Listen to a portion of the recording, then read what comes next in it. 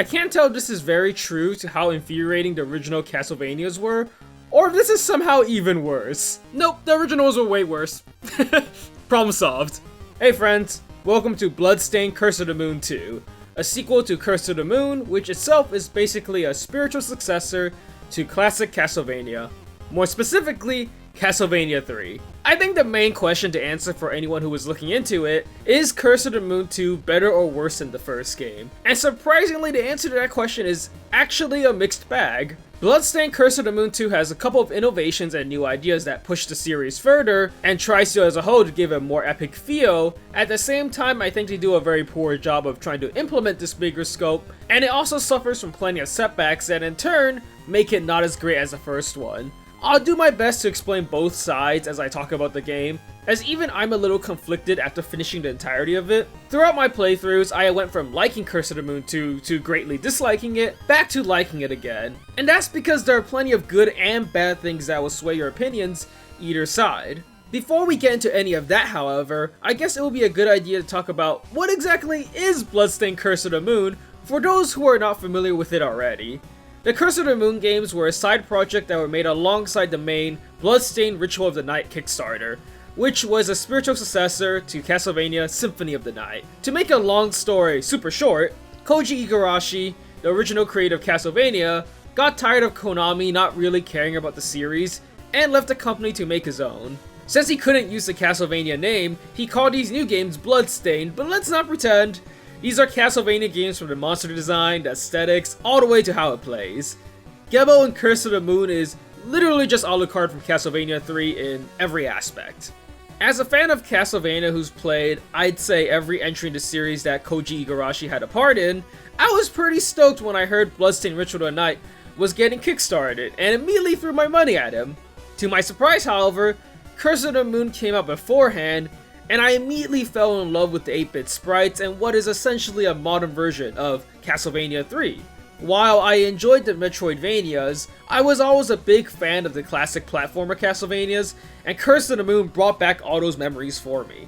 It also helped that the music was absolutely amazing, and the gameplay was rock solid. I did every single run I could, save everyone, kill everyone, solo no power Zangetsu. I even liked it more than Ritual of the Night, which came out later. So when I heard a sequel was coming out, I instantly jumped at the chance to experience it, which brings us to today. I really enjoyed Curse of the Moon 1, and if it was just more of the same but better, I would have been pretty dang happy. As for what Curse of the Moon 2 actually does, well, that's what we're gonna get into right now. I figured the best way to start talking about Curse of the Moon 2 is with the story, as minor as it is. Curse of the Moon 2 takes place sometime after the first game. Zangetsu is back again in his never-ending hunt to purge all the demons from the world. This time around, he is joined by Dominique from the church, Robert, a mercenary sniper, and Hachi, a corgi riding a mech made by the alchemist. And that's pretty much it. It's a pretty simple plot, one that Curse of the Moon 2 attempts to try to expand in scope, much to its detriment. Gameplay is the same classic Castlevania as always, which for those who don't know means tight platforming where every jump is a commitment, attacks have delays and wait, every enemy is a chance to be knocked into instant death, and every boss is an opportunity to learn and grow. While gameplay is identical to the first, the new characters bring enough uniqueness to feel as if you have access to 4 different movesets, all of which are good in different situations. Zangetsu might not have the range, but he has HP and a pretty fast attack. Dominique has a longer range spear, higher jumps, tons of utility spells, and a spear hopping technique which is unfortunately very underutilized in this game. Robert is a sniper, taking the detriment of an exceedingly low HP pool to have a normal attack that, while delayed, shoots across the screen. And if I stopped at this point, I think my statement when I said every member is good in the right situation stands.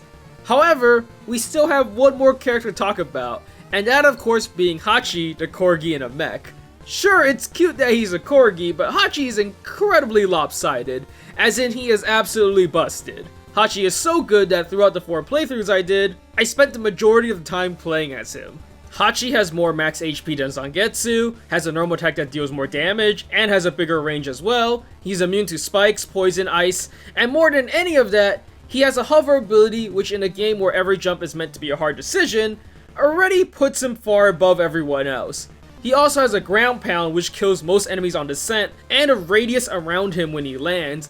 Finally, to top this monstrosity off, Hachi doesn't have a multitude of sub-weapons like everyone else, rather he has one, which grants him invincibility at the cost of draining MP. It's absolutely disgusting how much better Hachi is than everyone else. His only detriment I can think of is that he has a slightly bigger model than every other character, and controlling him doesn't feel that good. Trying to hover and ground pound feels more difficult than it needs to be. If I was giving everyone a quantitative value of how good they were, I'd say Zangetsu, Dominique, and Robert all hover around a 10, while Hachi is like 50.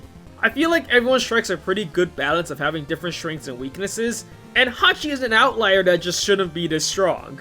He shouldn't have immunity to all this terrain, or his hover should be cut shorter, and his sub-weapon certainly shouldn't be invincibility. That's just ridiculous. Invincibility just lets you bulldoze your way through a lot of areas with like no effort. Moving aside my Hachi complaints, the gameplay itself remains mostly the same. Curse of the Moon 2 consists of 8 platforming stages with checkpoints scattered throughout the levels. There are multiple shortcuts throughout the stage, which makes it seem at first like there are many ways to go through each stage. However, I will talk a bit more about that when I'm talking about the main problem that I have with this installment. The main stage hazards are pitfalls, enemies, and enemies knocking you into pitfalls. There is a casual mode that removes knockbacks and gives you infinite lives, which basically means removing the main source of challenge. It exists for people who haven't really played older Castlevanias and aren't comfortable with how hard they're trying to get the player killed. Although, I will say these Curse of the Moon games are a bit easier, as you get to cycle between 4 characters, which is essentially the same as having 4 life bars. Veteran mode, on the other hand, is the default difficulty that fans are familiar with. The look of the game itself is still the same beautiful 8-bit art style, exceedingly reminiscent of classic Castlevania titles on the NES, but brought into a more modern standard. Between levels, all the characters get little interaction scenes which are also really cute. I think that's a very nice addition to the game. Backgrounds are all pretty nice to look at, just like the levels themselves, and enemy sprites are clear and distinctive as always. The bosses are also wonderful spectacles to behold. The best part about the bosses is how fighting each one requires a pretty different strategy. Although I noticed upon playing the boss rush mode, how a lot of the bosses were made this time around with having strong weaknesses to sub-weapons, kind of like a Mega Man game. It's not to the point where you hit them with a sub-weapon and they instantly die, but there are key sub-weapons that trivializes some of the boss fights, which I'm not really a fan of. I think it's more interesting if you're meant to learn enemy patterns and dodge like crazy, as opposed to just making sure you have a specific sub-weapon before a boss. Aside from that gripe, I think otherwise they are just as respectable to fight as the original Curse of the Moon bosses were. As for level design, this is where I think opinions can be kind of split on whether it's better or worse than the original. My favorite part about Curse of the Moon 1 was that levels were expertly crafted so that even if the player played the entire game on the hardest mode, with Zangetsu ignoring all of the companion characters, it still felt really good to get through them, since in order to do so, you have to truly master Zangetsu's jump distance and attack range. By hardest mode I mean Zangetsu no power-ups and no companion characters. While having abilities or companions certainly makes levels easier, it still felt as if the game was designed around zero power Zangetsu in mind. Curse of the Moon 2 doesn't really feel that way. It definitely was made with the intention of the player always having companions on your team, and many of the supposed shortcuts later aren't even new routes to take, but rather are just straight skips to the next area in the stage, which is kinda lame. Finally, I think the stage design can get a little confusing, which the developers knew since they added in skeletons that point that direction for the player to go. As for the music, I think the Curse of the Moon 2 OST is just straight up not as good as the original. While the first one had at least a good half of the songs being insanely good, while the other half were just kind of so-so, Curse of the Moon 2, I think out of every song in the entire game, I only liked one of the stage themes, and 2 of the songs that appeared way later in the game, which I'll talk about later. The rest were just forgettable or mediocre. Even the final stage theme song I was not a fan of. With that said, music is subjective, so perhaps while I didn't enjoy the songs, someone else might think they're pretty good. So I think I've talked about everything without getting into my biggest gripe of the game, so that's what I'm gonna tackle right now. Earlier I mentioned at the beginning that I think the biggest problem Curse of the Moon 2 faces is that essentially they try to have a bigger scope, but they don't do a good job of implementing that scope. And in order for me to talk about that, I'll have to dive into some spoilers with regards to how the story and game play out. I don't think these spoilers are anything big because the story isn't really a focus of this game in the first place, but I just wanted to give a heads up regardless. Okay, so, right off the bat when you start the game, you'll probably notice that the first thing you select when making a new file is the fact that your first playthrough is called Episode 1. This obviously indicates that there's going to be multiple episodes. So Episode 1, you play as Zangetsu, go through each level, and get a new companion at the end of the first 3 stages bosses. Play 4 more stages and 4 more bosses. Halfway through, Zangetsu upgrades to get half of his abilities from the first game, specifically down slash and sub-weapon upgrades. Afterwards, you beat the final stage and the final boss, which is some fly dude. At the ending sequence, Dominique sacrifices herself, and the remaining 3 characters vow to rescue her from the evil spirit at the end. At this point, you might imagine that, okay, so episode 2 we're gonna go on a new adventure with new levels and everything. This is where you are wrong. Episode 2 makes you play through the exact same 8 stages, except this time the game is set to hard mode, where the bosses are a bit harder, have a few more attacks, and enemies in the stages are swapped to harder versions, although the placements mostly remain the same. First of all, I think the normal difficulty of Curse of the Moon 2, or episode 1 I suppose, is a little too easy.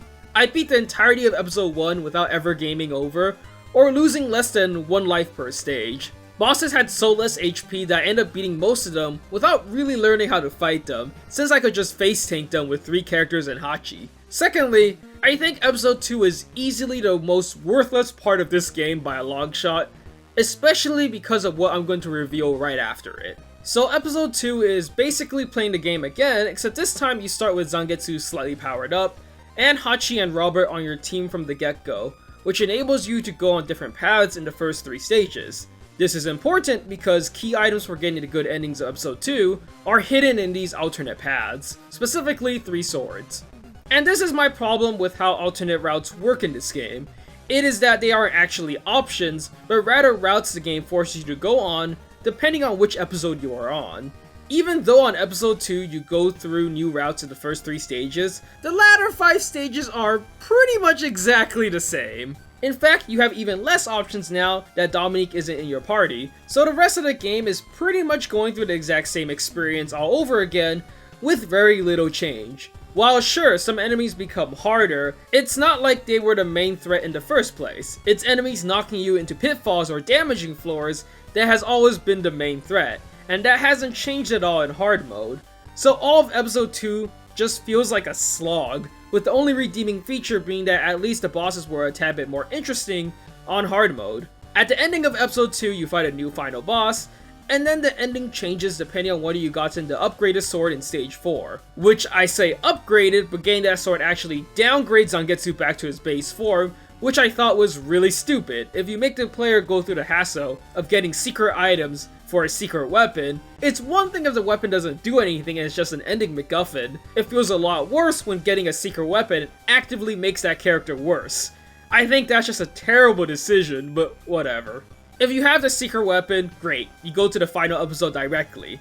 However, if you don't have the secret weapon, then instead of going to the final episode, you have to play through episode X, where Zangetsu teams up with the 3 playable characters from the first game, Miriam, Alfred, and Gebo, and you have to play through the entire game again. Like, what?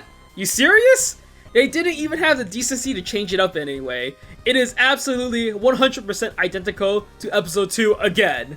I have no idea how they thought this was a good idea. You already end up playing the same game again in episode 2 outside the bosses. What makes you think going through it again for a 3rd time would be less painful? But okay, let's say that, like I did on my playthrough, you did get the secret sword that downgraded Zangetsu, and reached a good ending in episode 2. During the epilogue, Dominique comments something about the moon, and then the main characters from the first game show up and everyone teams up for the final episode. So what is this fabled final episode? Well, if you can already guess, what happens is that you all have to split up and look for spaceship parts in each level. What it is actually saying is that you have to play through every god dang stage again in hard mode. At the end of each stage, you get a spaceship part after beating the boss. Are they seriously making the players go through the exact same 7 stages again for a 3rd time or even a 4th time if the player did the episode X already. What kind of stupid idea is this? Why would they think this was a good idea? Although, technically I suppose that isn't true, because episode final gives you the option to go to the final boss at any point after you get at least one spaceship part, with going solo as Zangetsu giving you, well, nothing except re-upgrading Zangetsu back to his partial form, which I think is kind of a cop-out. Feels like the perfect chance to let you play as Ultimate Zangetsu from the first game, double jumps, charge slash and all, but I guess they thought that would be too broken. Let's be real though, nearly nobody is going to play the final episode on their first time by running Zangetsu solo, because the game makes a whole huge deal out of everyone finally being together for this final battle. So if the game is going to make you go through each of the levels again on hard mode during the final episode, what's the point of episode X and episode 2? It's like they wanted to have multiple episodes but didn't really feel motivated enough to make new stages. So you just end up playing the old ones over and over and over again. I think if they wanted players to go through a hard mode playthrough, rather than episode 2 being Zangetsu, Hachi, and Robert running these stages again, make it just Miriam, Albert, and Gebo, and they're going to deliver the sword needed to save Dominique to the episode 1 team. That way players can play the entirety of the game again, using 3 entirely new kits and characters, making it feel more fresh, and they'll have access to most of the route splits present in the game, because Gebo is required to reach several of them. Ideally though, I would rather just completely skip episode 2 and X altogether, and at the end of episode 1 after fighting a bug boss, you just go straight into fighting episode 2 final boss right away. If they wanted players to experience hard mode that badly, just make it the final episode, and then after you beat it, you unlock solo Zangetsu final episode or whatever. I will say, I thought the absolutely out of nowhere Gradius jump section before the final stage was pretty fun. Although I will also mention that chances are I felt that way because I was just so happy to be experiencing something new that wasn't the same 8 stages over and over again. Both the normal version and the solo Zangetsu theme songs for this jump stage were 2 of my favorite songs in the entire game, which is kind of sad since the only songs I like outside of these 2 are one of the stage themes and a credits song.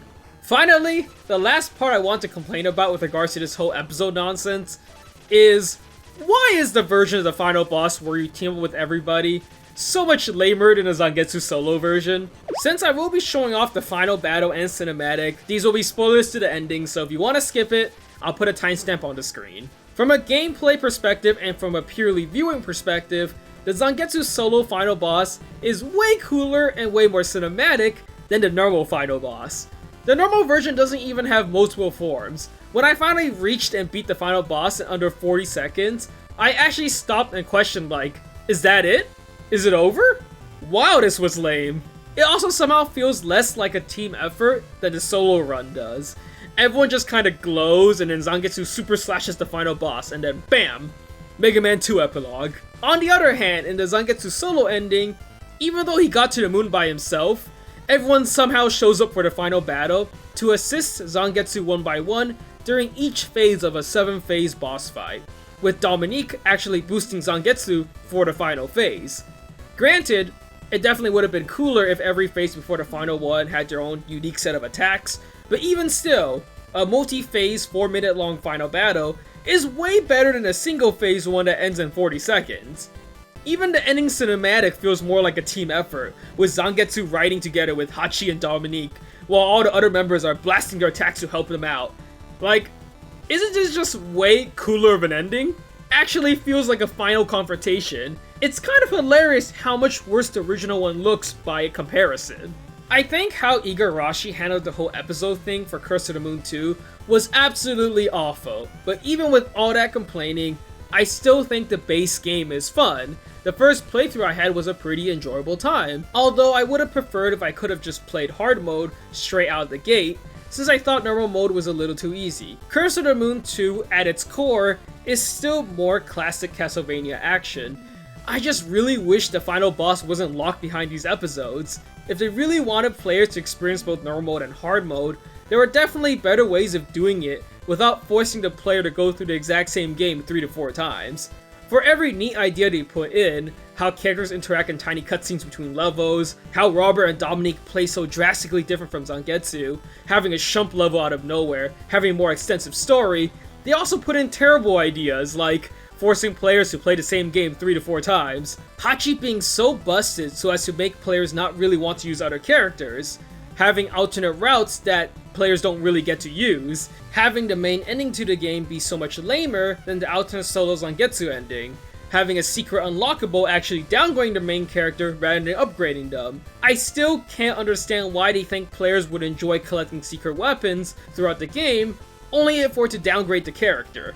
Anyways, overall, I think Bloodstained Curse of the Moon 2 at its core is a decent sequel that is marred by several terrible decisions on the part of the developer in trying to make the game bigger in scope. I would still be excited to see a Bloodstained Curse of the Moon 3, although definitely they can't have you running with 7 characters again, and they need to think of a better way to make a storyline that doesn't force repeated playthroughs. I said in the very beginning that it's tough to say whether Curse of the Moon 2 is necessarily better or worse than the original, because everything I dislike about this game isn't really a core part of the gameplay aside from Hachi, but rather how the developers wanted players to play the game. And while others could maybe get past these things, I couldn't. But if you can, then I think Curse of the Moon 2 is a solid entry.